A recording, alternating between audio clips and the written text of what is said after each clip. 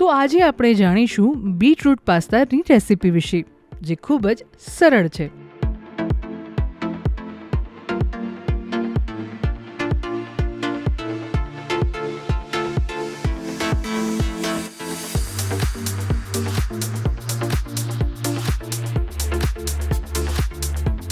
Sauce માટે તમારે જોઈશે બીટ, ડુંગળી, લસણ,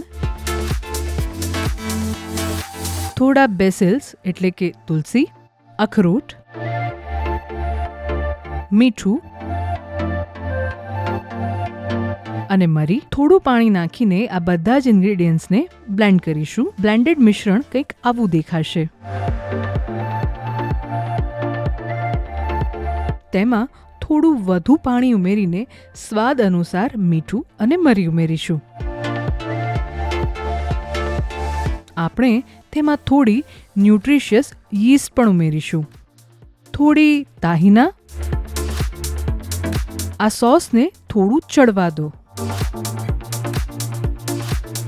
તેમાં પહેલેથી બાફેલા પાસ્તા ઉમેરો.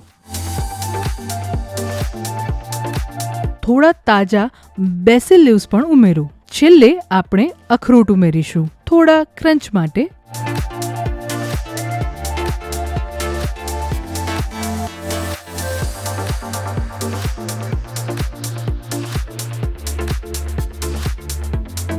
તમારા બીટરૂટ પાસ્તા તૈયાર છે.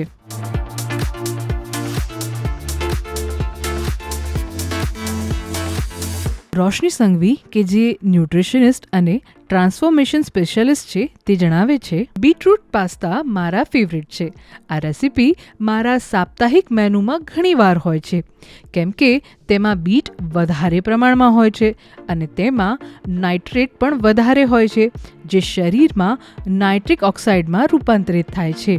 તે રક્તવાહિનીઓ અને ધમનીઓને ખોલવામાં મદદ કરે છે, જેના પરિણામે લોહીનો પ્રવાહ સરળ બને છે અને શરીરમાં બ્લડ પ્રેશરને નિયંત્રિત કરવામાં મદદ મળે છે. આ રેસીપીમાં પૌષ્ટિક યીસ્ટ પણ છે. તેમાં બીટા ગ્લુકન હોય છે, જે ઇમ્યુનિટીને બૂસ્ટ કરે છે. આ રેસીપી માટે હું લેન્ટલ બેઝ પાસ્તાનો ઉપયોગ કરવાની સલાહ આપીશ. તેનો ગ્લાયસેમિક ઇન્ડેક્સ હોલ વ્હીટ પાસ્તાના પ્રમાણમાં ઓછો હોય છે. આ રેસીપી ખૂબ જ સરળ છે અને તેને બનાવવામાં વધારે સમય નથી લાગતો.